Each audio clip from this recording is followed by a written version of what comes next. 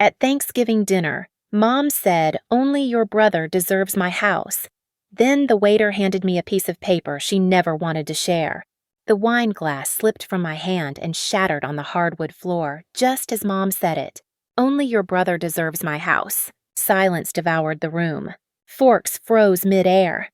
The baby at the end of the table started crying. My cousin coughed but didn't look up. And across from me, my brother Nathan leaned back in his chair like he'd just been knighted. I stared at her, at my mother, waiting for her to laugh, to say it was some cruel joke. But she didn't. Her mouth stayed tight, her eyes cold. Her tone didn't wobble. "You don't take care of me," she said, stabbing her turkey with too much force. "You never visit. You never call." "That's not true," I managed, my voice raw. "You only show up to be dramatic," she added, like she was listing off grocery items. My hands clenched under the table. I could feel the blood rushing to my face, the kind of heat that usually came right before you say something you can't take back. Then, just as I opened my mouth, "Excuse me," said a voice behind me. It was the waiter. The poor kid couldn't have been older than 20, clutching a folded note between two fingers like it was radioactive. "Ma'am," he said, looking at me, "this was left for you. The gentleman who paid for your meal asked me to give it to you personally." I blinked. "I didn't what gentleman?" But he was already walking away. I unfolded the paper, hands shaking. At first, I didn't understand what I was reading. The ink was smudged slightly at the edges, like it had been handled with sweaty hands. Then the words hit me like a punch. "If you're reading this, it means she finally said it out loud. Good. Now it's your turn. Check the safety deposit box. Code your old piano recital date. Dad." The note trembled slightly in my hands as I reread it under the dim candlelight of the restaurant. Dad's handwriting was unmistakable, rounded, neat, a little formal, like he still thought in letters. "Check the safety deposit box. Code your old piano recital date." I hadn't thought about that recital in years. I was 12, dressed in itchy navy blue polyester, palms sweating as I played Debussy's Clair de Lune in a community center full of folding chairs. But Dad had been there, front row, tapping his knee to the rhythm like he could hear my heartbeat in the music. The date came to me in a wave of scent and sound, November 16th. I folded the note carefully and slipped it into my coat pocket. Ignoring the tension still thick at the dinner table behind me, I could hear Nathan's voice trying to smooth things over, Aunt Joyce awkwardly asking if anyone wanted pie. Mom said nothing. She never did when she knew she'd been caught saying something she couldn't take back. The next morning, I stood in the lobby of First Trust and Security Bank, a place that smelled like dry air and tired secrets. My breath fogged the glass doors behind me. Thanksgiving morning, and the place was nearly empty, just the way I wanted it. "I believe there's a safety deposit box registered under Walter Brennan," I told the clerk at the window, sliding over my ID. "Are you an authorized signer on the box?" "I think so," I said. "The note said I would be." The clerk nodded politely and typed into the computer. After a moment, he raised an eyebrow. "Well, I'll be," he muttered. "You are. Your name was added nearly a decade ago." A decade. I blinked. He handed me a clipboard. "Just sign here and enter the 6-digit access code." I hesitated. November 16th. I typed in 11/16/05. The year, the month, the day. The light blinked green. The vault door unlocked with a heavy thunk, and I followed the clerk into the back. He pulled box 427 from the wall and laid it on a steel table in a private room, then stepped out without a word. My hands were shaking. I lifted the lid. Inside were 3 things: a black flash drive, a sealed manila envelope labeled "For Brennan Only," a single folded document marked "Confidential Irrevocable Living Trust." I stared at them, not touching anything at first, like they might disappear if I moved too fast. Finally, I reached for the envelope. The paper inside was a notarized letter. To my daughter.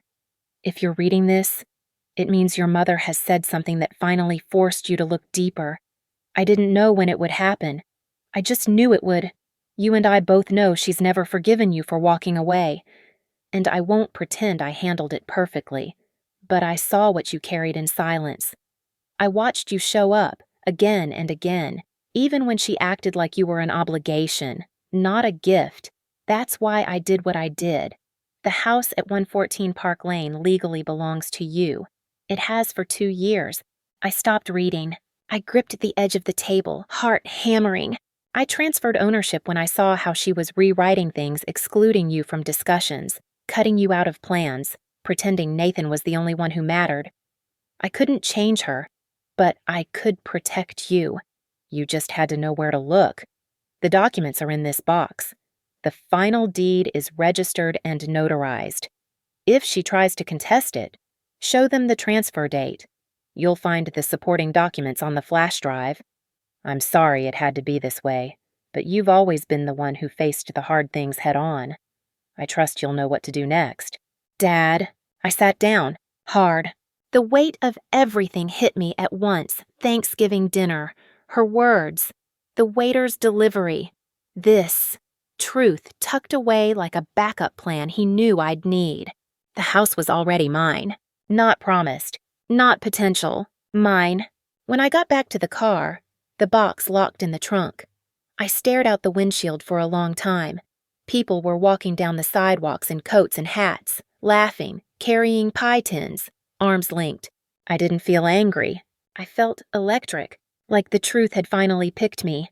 I drove back to my apartment, pulled the flash drive from the envelope, and plugged it into my laptop. Inside were scanned PDFs of the deed transfer, emails between Dad and his attorney, and a video file labeled, "For Lily, final message." My fingers hovered before I clicked. Dad appeared on the screen, sitting in his office, the old green reading lamp glowing beside him. He looked tired, but alert. "Hey, kiddo," he said, and I felt myself choke. If you're watching this, it means she finally said it out loud. I hoped maybe I was wrong about how far she'd go, but I wasn't. Was I? I know you always felt like the outsider, and I tried to fix that while I was alive. But your mother, she never changed. She couldn't. But I want you to know something. He leaned forward. You were never the spare. You were the strength. You kept this family standing longer than anyone wanted to admit. You showed up for her when Nathan didn't. You came home even when it hurt. And when I got sick, you were the one who stayed up those nights at the hospital. Don't think I didn't know that. He paused, his voice softer now.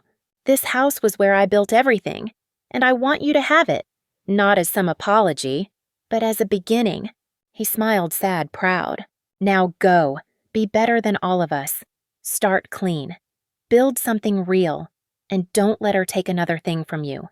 The video ended, and so did the last string tying me to the version of myself that still needed her approval. I picked up my phone, scrolled through contacts, paused at Mom Mobile, then hit delete. She wasn't going to like what was coming. But then again, she never liked me. The morning after Thanksgiving, I walked through my apartment like it was someone else's. Same beige walls, same thrifted couch, same tiny kitchen that smelled like leftover garlic bread and anxiety. But everything felt different. I'd always assumed power was something loud slamming doors, shouting matches, ultimatums. But Dad had changed the course of my life with a quiet move on paper. He hadn't screamed. He hadn't confronted. He'd outmaneuvered them all silently. The man everyone said was too soft had been sharper than we knew. I sat down at the kitchen table, flash drive plugged into my laptop again, flipping through the files. The deed transfer was crystal clear. 2 years ago, he had shifted the house to my name through a living trust. No conditions, no disputes. A direct line of ownership. The signature was notarized. The registration was real. He'd even paid the property taxes himself and left a trail emails to his lawyer, scanned statements, saved receipts. It wasn't a wish. It was a strategy, and it was ironclad. I opened a PDF labeled Trust Details, Final Revision, PDF. It listed 2 beneficiaries, Lily Brennan, primary beneficiary of the house and contents, Nathan Brennan, secondary, in case of inability or legal disqualification of primary. My name was in bold. Nathan's was faded, almost like an afterthought. But what caught my attention was a comment in the margin, highlighted yellow. Leave this version unsigned until the final conversation. Nathan may contest if we proceed without disclosing the changes. Let's delay submission unless he shows signs of coercion or dishonesty. J. Harrow, attorney. I frowned. Dad had almost signed a revision, but didn't. He was waiting to give Nathan a chance to prove himself, and something had told him not to. That evening, I sat cross-legged on my living room floor, surrounded by legal folders and unanswered questions. The deeper I read, the clearer the timeline became. Dad had known for years that Mom was excluding me from discussions about the estate. She had told people I wasn't interested, that I was too independent and didn't want to be tied down. I remembered the look on her face when I turned down her passive-aggressive offer to maybe one day help around the house. At the time, I thought she was trying.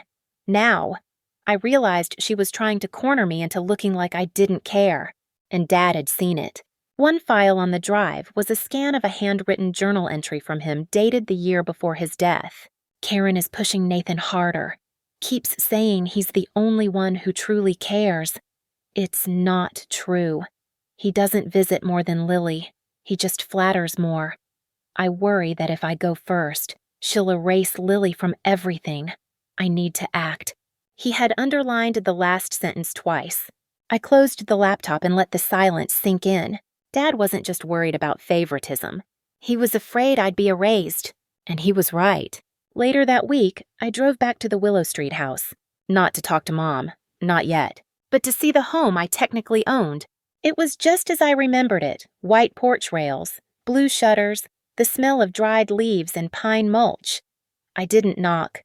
I just stood on the curb and looked at the place like I was meeting an old friend I hadn't spoken to in years. The curtains shifted. She was watching me. I didn't wave. I didn't flinch. That night, I called Mr. Harrow. He picked up on the second ring. "Mr. Harrow," I said, "this is Lily Brennan." A pause, then a warm, cautious voice. "I figured you'd be calling. I found the box." "Good," he said. "Your father hoped you would." I also found the trust documents, the emails, the journal scans. Silence again. "I need to know." I said, "Did he ever ask you to tell me the truth after he died?" Another pause. "He did," Harrow admitted. "But your mother threatened to sue my firm if I broke client confidentiality. Said she'd drag me through a court battle for violating her husband's verbal wishes. It was bluff and bluster, but at my age, I wasn't in the mood to fight her. But you knew I was being cut out." "I did, and I'm sorry." I closed my eyes, jaw tightening. "He left something with you," I said. "Didn't he?" "Yes," Harrow replied. "A sealed letter. One he instructed me to deliver when the family fracture was beyond repair. I still have it. I want to read it. You'll have it by tomorrow morning." When the courier dropped the letter at my door the next day, I sat with it for almost an hour before I opened it. It was short. Not like the others. This one was written in Dad's regular handwriting, less formal, more like him. "Lily, if you're holding this..." I wasn't wrong. I'm sorry it came to this. I wanted her to choose differently. I wanted Nathan to see you. But some people only see mirrors, not windows. You never needed my house. You always had your own compass. But now that you know the truth, promise me this. Don't burn bridges. Outbuild them. You're the architect now. Dad, I didn't cry. I didn't scream. I just felt full of grief, full of love, full of direction. I wasn't someone fighting for scraps anymore. I was someone finishing what he started. I used to think Nathan was just lucky. He said the right things. He had the easy charm, and he always seemed to know exactly when to show up and when to disappear. Growing up, people called us opposites. I was the quiet one, the old soul. He was the golden boy, Mom's favorite. But it took me years to realize Nathan didn't get love. He negotiated it. He knew how to play the role. He knew how to flatter, how to make himself look indispensable without ever really doing anything hard. I remember the year Dad got sick. I stayed up with him for 3 nights straight, helped him change his clothes, fed him soup when his hands shook too much. Nathan. He stopped by with flowers, took a selfie next to the hospital bed, posted it with a caption, "Grateful for family, grateful for Dad." He stayed 15 minutes, then left for a weekend trip with friends. But to everyone else, Nathan was so devoted. Mom gushed about him. She called him the only one who really shows he cares. I didn't argue, because back then, I still wanted her to see me.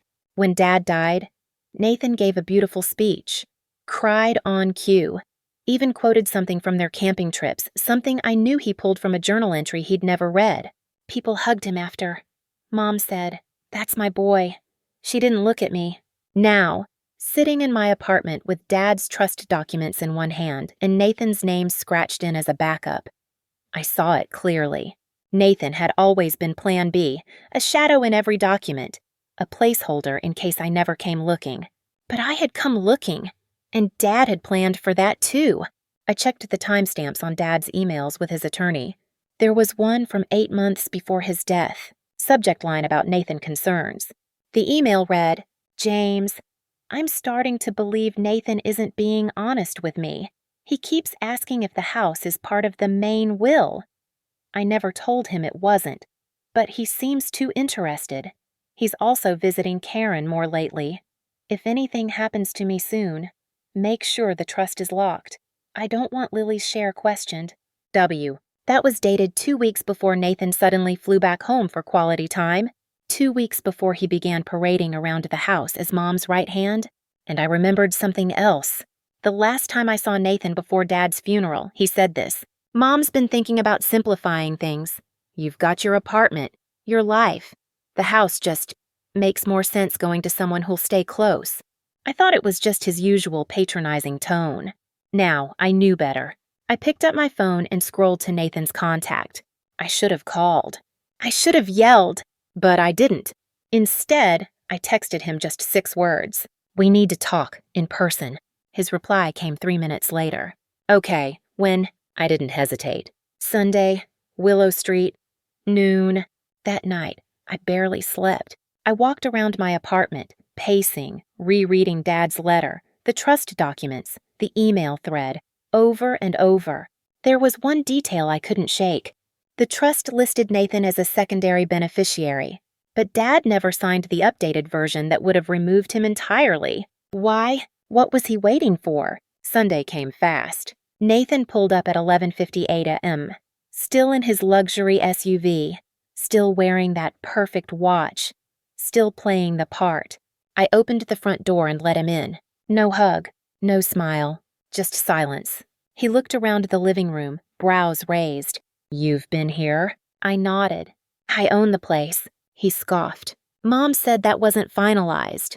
I walked to the coffee table and laid out the documents, the deed, the notarized trust, the email from Dad's attorney. Nathan's face didn't fall. It flattened, like something inside him just shut off. He sat down slowly, eyes scanning the page. No argument, no denial. "Finally," he said. "So he left it to you." I stared at him. "Yes, 2 years ago." Another pause. Then he laughed once, not bitter, not angry, just small. "He always did like you more." "No," I said quietly. "He just saw through you." Nathan didn't flinch. He looked tired, older. "I knew about the trust," he admitted. "You what?" "Mom told me. After he died, she said if we kept it quiet, she could make it all clean. Said you'd never push for anything if we acted like you didn't exist. And you went along with it." He shrugged. "I didn't think you'd come back." Silence again. I swallowed the bitterness rising in my throat. "Dad said you had a chance to do the right thing. That's why he waited to sign the final revision." Nathan nodded, staring at the floor. "And I blew it," he said. I didn't speak. I didn't need to. Because for the first time, Nathan wasn't trying to win. He was finally sitting in the shadow he'd cast, and he didn't like what it looked like. It took me 3 days to track him down. James Harrow, Dad's attorney for over 20 years. His office had been sold. The number on his old letterhead disconnected. The firm he once partnered with had merged, rebranded, and moved on. But Grandma remembered something. A lake house. Somewhere quiet, she said. He always said he'd retire near water, like your father wanted to do. I found it through a property record search, a little blue house, north of the city, tucked behind trees and fog. I didn't call, I drove. He opened the door slowly. Gray hair, flannel shirt, thick glasses. He looked like someone's grandfather, not the gatekeeper to a legacy.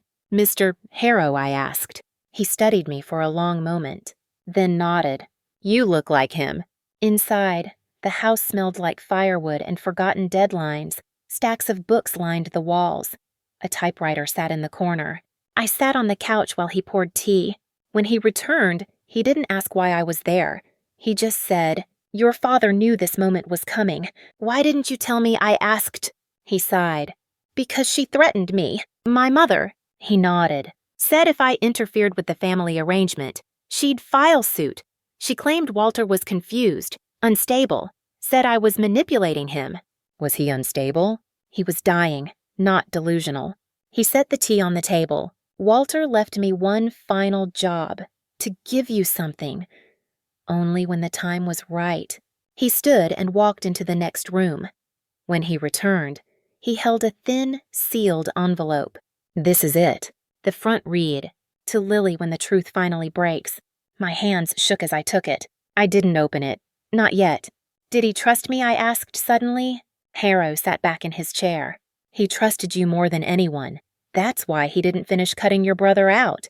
He wanted to leave a door open, just in case.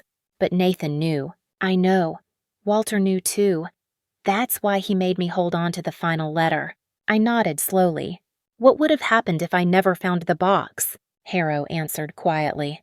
"Then everything he protected would have vanished, just like she wanted." I drove home in the rain. Didn't turn on the radio. Didn't answer any texts. The letter sat beside me, pulsing like a second heartbeat. I opened it at midnight, alone, at the kitchen table. The paper was thin, folded once. The handwriting was tired, but still his. "Lily, if you're holding this, it means my silence wasn't enough, and your mother went too far. You've always been the one who paid the price for other people's comfort. And I'm sorry. I didn't know how to stand up to her when I should have, but I could at least shield you when I left. This letter isn't a goodbye. It's a beginning. You own the house. You own your name. And you own your story now. Make it count, Dad." I didn't cry. Not right away. I just sat there with the letter in my lap and a new kind of stillness in my chest. Not emptiness. Space. Room to breathe. Room to begin.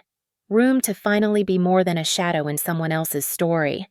It started with an email, 3 days before Thanksgiving, from a family friend, one of those people who hears everything, but says nothing until it matters. The subject line was short. "Thought you should know." The message read, "Karen told the real estate agent she's selling the house before Christmas. Says it's already promised to Nathan. You might want to check your legal standing. I thought it was yours." I sat frozen in front of my screen, heart pounding, mouth dry. The house. Dad's house. My house was being sold behind my back, and she thought I wouldn't know. I didn't respond to the email. Didn't call her. Didn't scream. Didn't cry. Instead, I printed the deed, the notarized trust, the scanned journal entry from Dad, and I folded the letter from Harrow's cabin into a slim envelope. I tucked it into my coat pocket, and I waited for Thanksgiving. When I arrived, everything looked the same. The perfectly set table, the extra chairs, the smell of cinnamon and judgment. Mom hugged me with the same brittle grace she'd perfected over decades. Nathan smirked across the room, wearing the same navy sweater he wore to every holiday, like he was the brand ambassador for pretending everything's fine. I played my part, smiled, passed the stuffing, answered the small talk, pretended I didn't know, until the wine came out, until the dishes had been cleared, until that moment when the air feels just heavy enough for someone to say something they can't take back. That someone was Mom. She set down her glass, looked directly at me, and said, "Only your brother deserves my house." Time stopped. Every fork, every conversation, every illusion shattered. My hand jerked, and my glass slipped. It hit the floor and exploded into shards. But no one moved. No one dared move. I looked at her, and she didn't flinch. She had waited to say it, prepared it, practiced it, Because she wanted me to hear it in front of everyone. I opened my mouth not to defend myself, not to argue, just to understand. But then a soft voice behind me. "Excuse me," said the waiter. Everyone turned. He looked nervous, young, new. He held a folded piece of paper in his hand.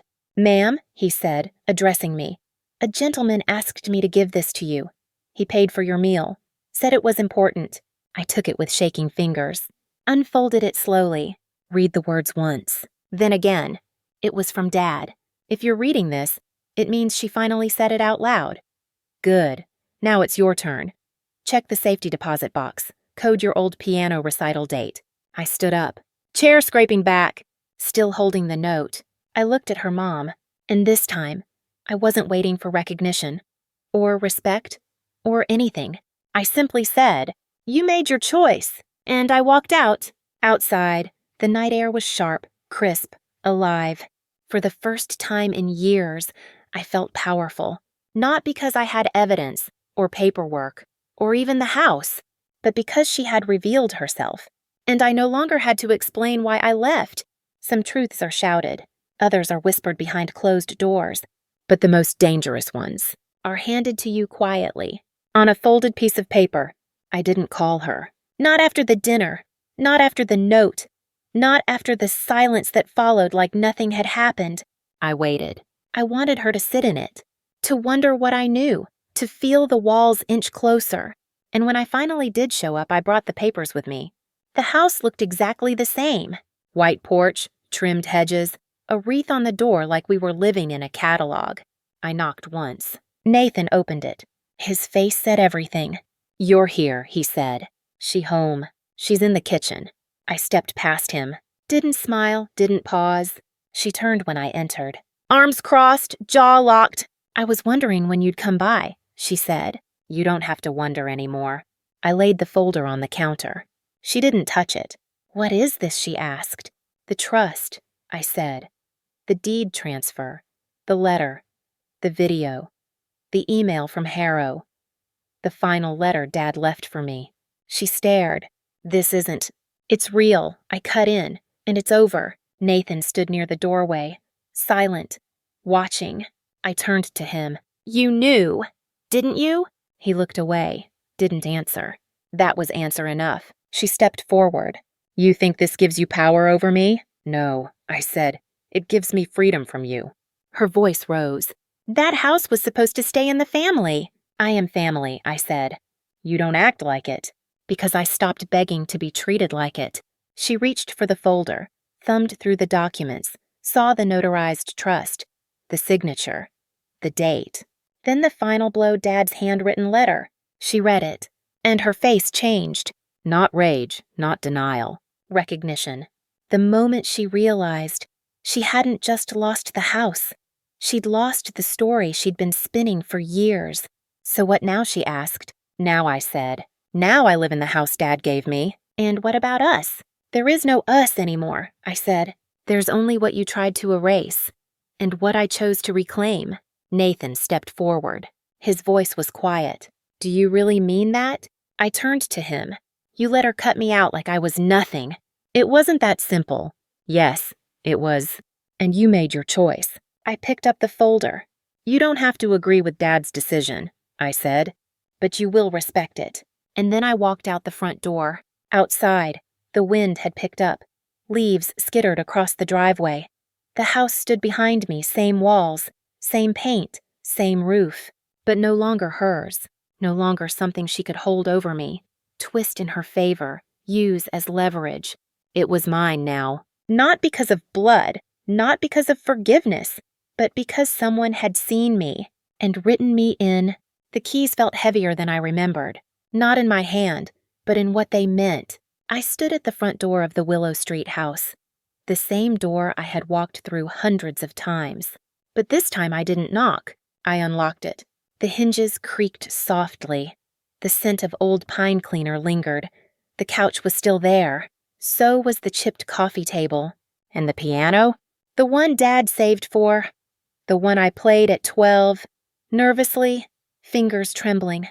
The same recital he never forgot. It sat in the corner, dusty, but waiting. just like me. I didn't come back for revenge. I didn't come back to prove anything. I came back to remember who I was before they made me feel small, before they tried to replace me, before they rewrote the will and erased my name from their stories. Too late, because my name was already written.